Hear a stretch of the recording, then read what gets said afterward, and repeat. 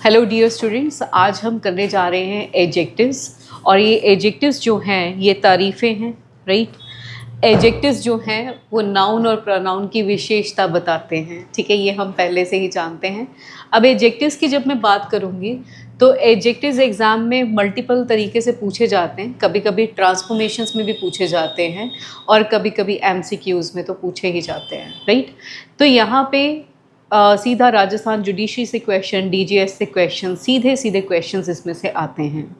जब मैं एडजेक्टिव्स की बात करूं, जैसे कि मैंने बताया है कि ये नाउन या प्रोनाउन की क्वालिटी को बताते हैं, तो क्वालिटी बताने वाले शब्दों को हम एडजेक्टिव्स कहते हैं।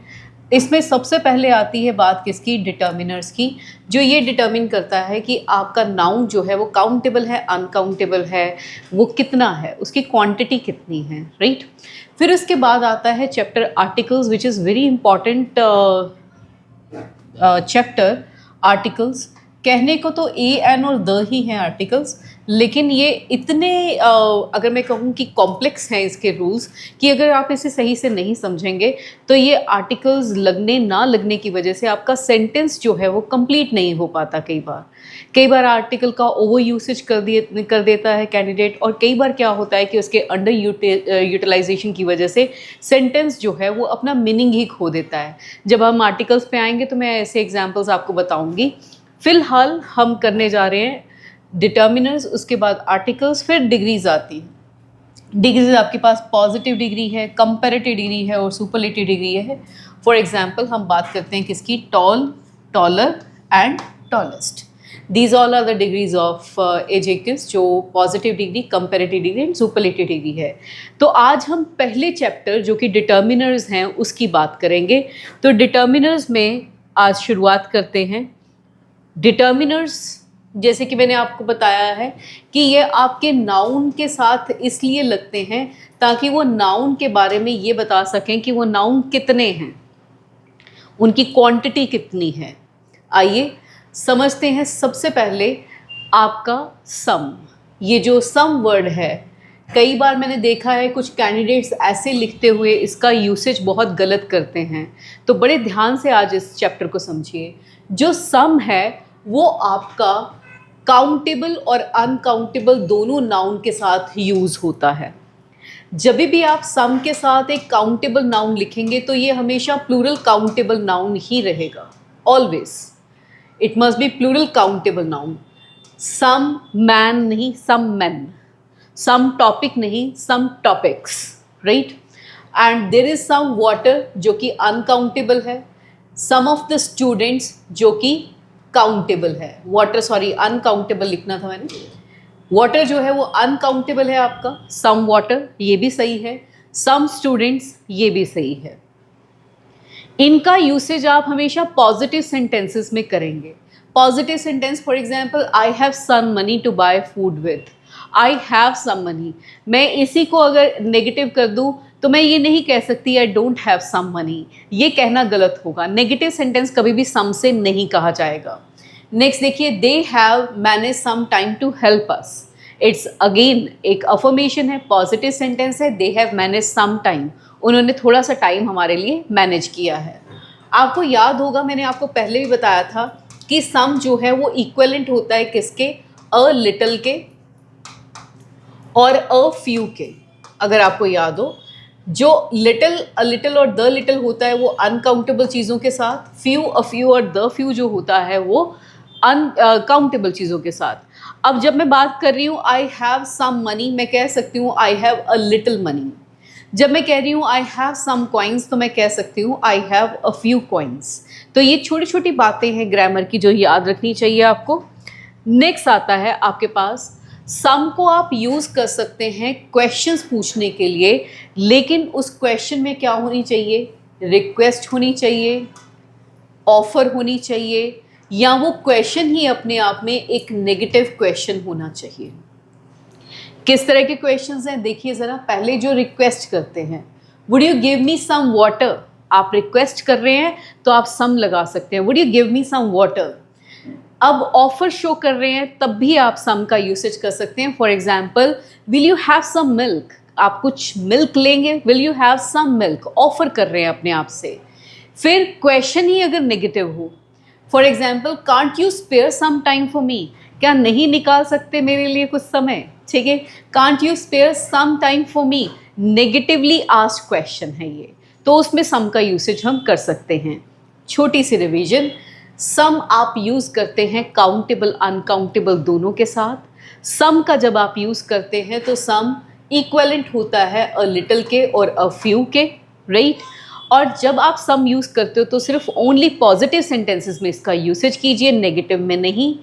एंड सम का यूसेज जब क्वेश्चन में किया जाता है तो ये क्वेश्चन कोई रिक्वेस्ट हो सकती है, ऑफर हो सकती है, या क्वेश्चन अपने आप में नेगेटिव हो सकता है। आइए अगली बात पे चलते हैं। नेक्स्ट हमारे पास आता है सेंटेंस, देखिए एनी। अब एनी का यूसेज भी आप करते हैं काउंटेबल और अनकाउंटेबल दोनों के लिए। इन दोनों नाउन के साथ इसका यूसेज होता है। कह रहे is there any water in the bottle, is there any water in the bottle, जब हमने यूज़ किया एनी वाटर तो ये आपका जो है वाटर अनकाउंटेबल है। I don't need any plans as for now, I don't need any plans as for now, अभी के लिए मुझे कोई प्लान्स नहीं चाहिए। अच्छा, कभी कभी स्टूडेंट्स को ये भी होता है कि एनी प्लान लिखें या एनी प्लान्स लिखें, तो बेटा ये दोनों ही ग्रामेटिकली करेक्ट हैं। एनी प्लान्स लिखना भी और एनी प्लान लिखना दोनों ही ग्रामेटिकली एक्सेप्टेबल हैं। अब अगली बात आती है, कह रहे नेगेटिव सेंटेंस में यूज़ कीजिए। इसका सेंटेंस पॉजिटिव में नहीं हो सकता, नेगेटिव में हो सकता है। I do not have any money left, मेरे पास कुछ पैसा नहीं बचा। There is not any sugar in the pot, sugar जो है वो पॉट में कोई भी शुगर है ही नहीं, नेगेटिव है, आप एनी का यूसेज इसमें कर सकते हो। यहाँ पे एक छोटी सी बात बताऊंगी, इसी सेंटेंस को बोलने का एक ढंग ये भी हो सकता है कि there is no sugar, there is no sugar, ये भी आप कहा जा सकता है, right. There is no sugar, आप ये भी कह सकते हो there is little sugar, right. Little का भी मतलब होता है नो शुगर। या फिर आपने जैसे ये सेंटेंस पढ़ा, क्या पढ़ा, there is not any sugar, not लगाते हो तो एनी लगाना पड़ेगा। फिर आता है क्वेश्चंस, क्वेश्चंस पूछिए, do you know any doctor around us. कभी कभी यहाँ पे कैंडिडेट्स गलत बोलते हैं, लोग गलत बोलते हैं, do you know some doctor नहीं, any doctor.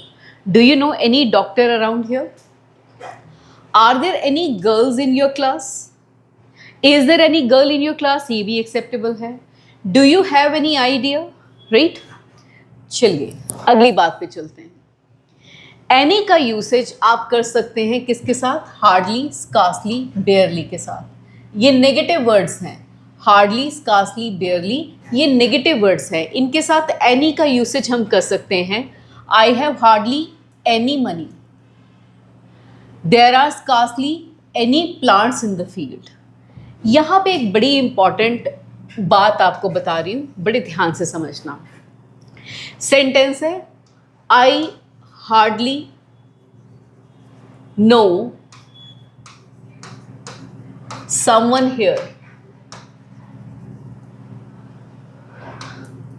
I hardly know someone here।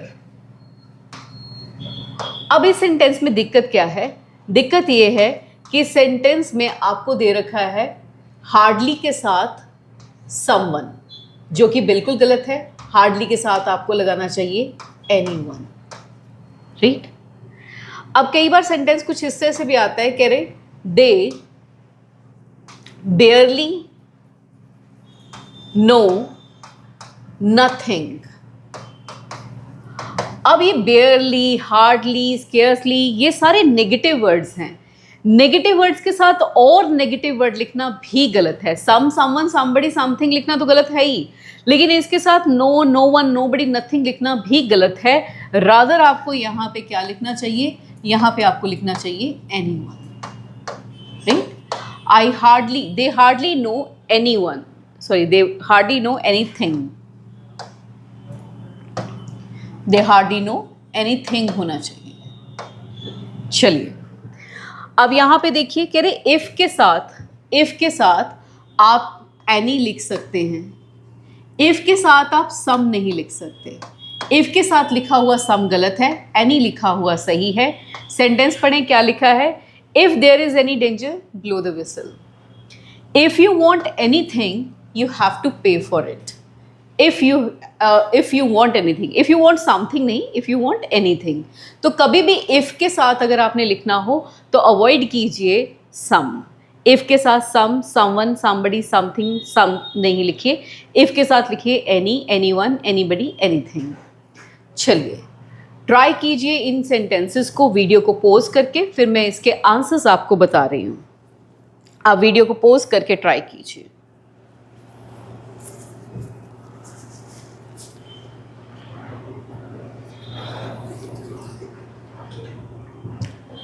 चलिए, तो पहला आता है has he bought, question mark दे रखा है, any dress. He can't find, negative है तो क्या होना चाहिए? Any banana tree. She has some flowers, positive sentence है। आई कुड नॉट, नेगेटिव हो गया तो क्या होना चाहिए? Any notebook. I could not get any notebook. Nisha did not eat, negative हो गया तो क्या होना चाहिए? Any mango. Will you please lend me some money, request है। Will you please lend me some money, it's a request, तो some का usage किया जा सकता है। She must give me some time, उसे मुझे थोड़ा टाइम तो देना चाहिए। She must give me some time. Please give me some water, मुझे थोड़ा सा पानी दीजिए। Please give me some water. I hope आप सब लोगों के ये सेंटेंसेस सही गए होंगे। अगर नहीं गए हैं तो you can ask your question in the comment section and I will definitely answer them, right. आगे चलते हैं। नेक्स्ट आपके पास आता है few, a few and the few. पहली बात मैं यहीं पे क्लियर कर दूं, a few equals to some, अभी हमने देखा था, राइट। इंपॉर्टेंट बात क्या है कि इसके साथ काउंटेबल नाउन लगता है। अकेला कहना ये भी गलत होगा, मैं तो कहूँगी प्लूरल काउंटेबल नाउन लगता है। जहाँ पे भी फ्यू लगा है, अ फ्यू लगा है, द फ्यू लगा है, आने वाला जो नाउन है वो प्लूरल काउंटेबल नाउन होगा, 100% ये बात है। अब यहाँ पे बात आती है फ्यू की, जिसके आगे कुछ भी नहीं है। फ्यू का मतलब है ही नहीं, it is a negative word, it means no. अगर मैं कहूँ few worries can solve your problems, कोई वरीज आपकी प्रॉब्लम सॉल्व नहीं कर सकती, राइट। तो कहने का मतलब सेंटेंस नेगेटिव है। नेगेटिव सेंटेंस है तो हम फ्यू वरीज कहेंगे। अगला सेंटेंस देखिए, a few which is equal to some is a positive word, it means कि कुछ स्मॉल सेलेक्ट ग्रुप है। सेंटेंस देखिए, पढ़ें सेंटेंस। करें, he says that he can get the work done as he has a few political contacts. उसने कहा कि वो ये काम कर देगा क्योंकि उसके थोड़े बहुत पॉलिटिकल कॉन्टेक्ट्स हैं, अ फ्यू। नेक्स्ट देखिए, द फ्यू की अगर मैं बात करूं तो द फ्यू का मतलब होता है ज़्यादा नहीं लेकिन जितने भी हैं। द फ्यू का मतलब ज़्यादा नहीं लेकिन जितने भी हैं। Let me get the few coins I have, जितने भी थोड़े बहुत कॉइन्स मेरे पास हैं वो मुझे लेके आने दीजिए। अब देखिए, फ्यू आपको क्लियर होगा मतलब नो, राइट।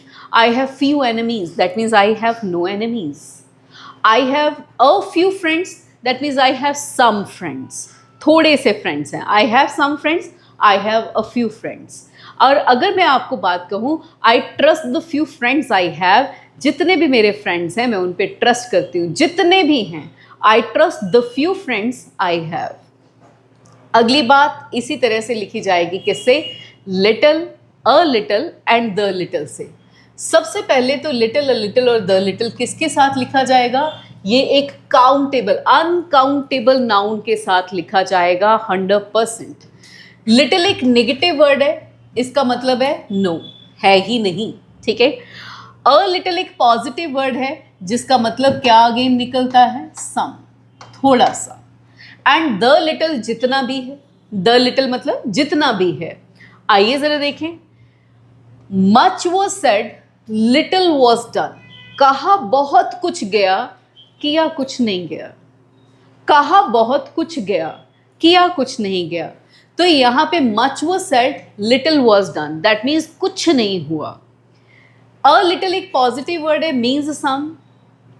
अब सेंटेंस देखिए, I need a little time to read this document again, मुझे इस डॉक्यूमेंट को दोबारा पढ़ना है।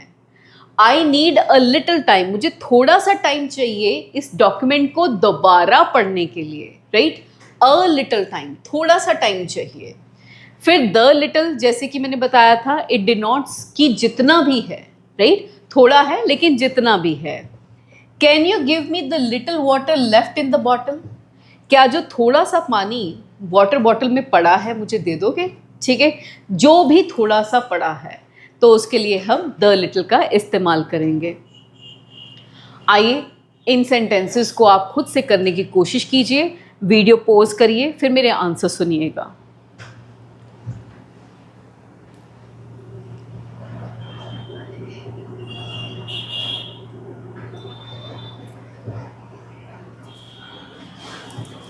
चलिए, it is a work of a few months. Actually यहाँ पे एक प्रॉब्लम है, यहाँ पे अ नहीं होना चाहिए था, द होना चाहिए था। It is the work of a few months. I have read all the few novels I had, मेरे पास जितने भी नॉवल थे। I have no milk left, no milk, right. I have already given to my cat, जितना भी मेरे पास था मैंने कैट को दे दिया, तो कहना चाहिए द लिटिल, राइट।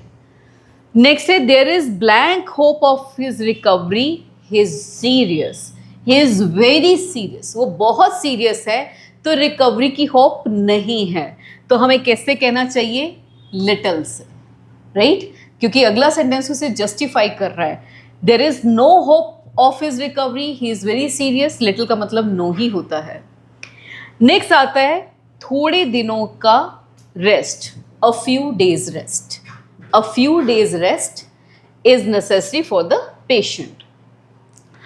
अब बेटा हम सीखेंगे क्या, ओल्ड, ओल्डर, ओल्डेस्ट, इसका कॉन्ट्रास्ट सीखेंगे किससे, एल्डर एंड एल्डेस्ट से।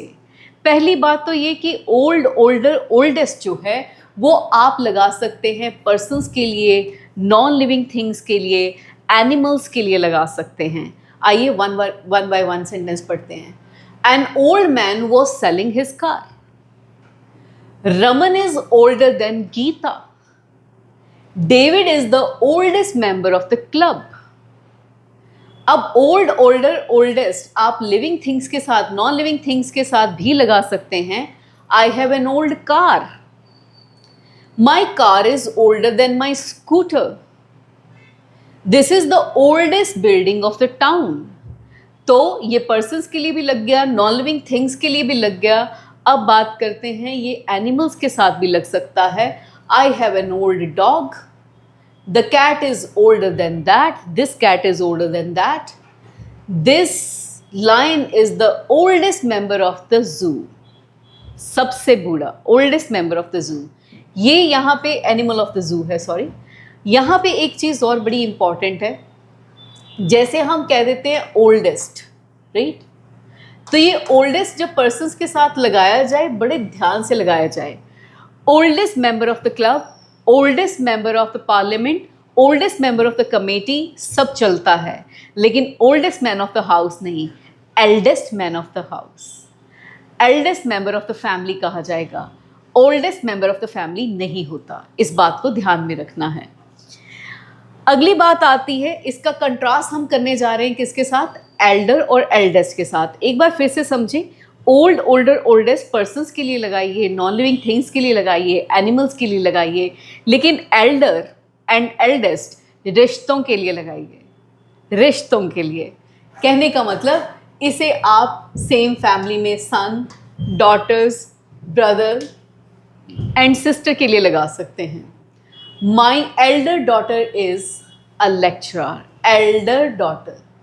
Sachin is the Elder of the two brothers, दो ब्रदर्स में से वो एल्डर है। एल्डर के साथ कभी भी भूल के देन का यूसेज नहीं करना है।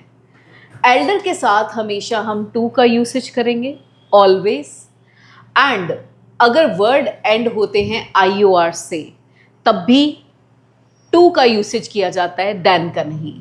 माई brother is elder to me, elder than me नहीं होगा, एल्डर के साथ टू आएगा। IUR से एंडेड वर्ड कैसे हैं, जैसे जूनियर, प्रायर, सीनियर, मैं यहाँ पे लिख ही देती हूँ, ठीक है, prior, senior, exterior, superior, inferior. ये जो IUR से एंडेड वर्ड हैं, इनके साथ हमेशा हमें क्या यूज़ करना है, टू। और एग्जामिनर इसमें गलती क्या देता है, दैन देके, she is junior than me, no she is junior to me, right. और एल्डर भी साथ में टू लेता है, दैन नहीं आता। अच्छा, यहाँ पे ये भी बात समझने वाली है, अगर मैं कहती हूँ my brother is older than my sister, बिल्कुल ठीक है, ठीक है, एल्डर देन माई सिस्टर नहीं, elder to my sister. Clear? आगे चलते हैं। नेक्स्ट आता है आपके पास, सेम फैमिली के मेंबर्स हैं तो एल्डेस्ट वर्ड का यूसेज कीजिए, जैसे my grandfather is the eldest member of the family, oldest नहीं, eldest member of the family. Next चलते हैं। नेक्स्ट आता है आपके पास, वेरी इंपॉर्टेंट, ये बड़ा प्यारा वर्ड है, एल्डरली। जब आप बात करो तो इसका मतलब होता है ओल्ड। आजकल कई बार आपने देखा होगा कुछ लोग ऐसे यूज़ करते हैं, elderly people, that means old people, ठीक है। An elderly man, that means N old man. I was selling his car. I wanted to help the elderly lady who appeared to be alone. Elderly lady, that means old lady. Elder is never followed by then, बेटा इसको याद रखना। Elder and eldest cannot be used with animals or things. उनके लिए older and oldest है। चलिए try करें ये sentences।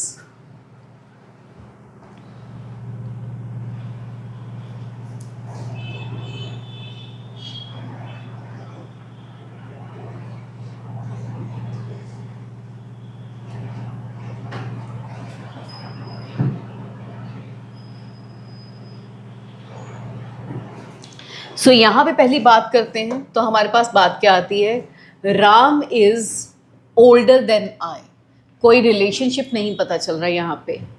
My father is the eldest member of the family, my father is older than yours, right. My brother is elder to me, an elderly lady, an elderly lady. Next आता है आपके पास, this is the oldest building, how old are you, my elder sister, this building is older than that, we should respect our elders, हमें अपने elders की respect करनी चाहिए। यहाँ तक सेशन 1 डिटर्मिनर्स का, एडजेक्टिव्स का आपने देखा। इसके बाद हम सेक्शन 2 की बात करेंगे अगली वीडियो में, जो कि स्टार्ट होगा फार्दर और फर्दर से। आपको इसके बारे में कोई और क्लैरिटी चाहिए हो तो आप ले सकते हैं नीचे गिवन नंबर पे। इस चैनल को अगर आपने सब्सक्राइब किया है तो यू मस्ट नो कि डिस्क्रिप्शन में सब कुछ है, ठीक है, वहाँ पे आप चेक कर सकते हैं। This is all for the day, see you in the next class.